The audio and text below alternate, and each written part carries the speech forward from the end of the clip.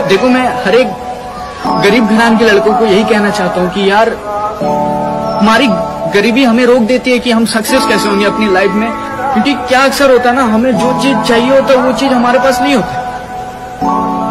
हमें कहीं ना कहीं डर लगता है यार, हम तो अभी पूरी तरह अपने लाइफ में स्टैंड भी नहीं हो पाए यार। अगर कुछ ना कर पाए तो फिर माँ बाप को कौन संभालेगा, ये चीज होता है। पर इस चीज को बोलते हैं ना, आंख मूंद के रिस्क लेना पड़ता है। अगर रिस्क नहीं लेंगे ना, हारेंगे, ज्यादा से ज्यादा हारेंगे।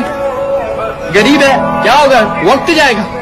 पर मेरा कहना यह है कि यार, बंदा हारेगा नहीं, चाहे कितना भी गरीब हो।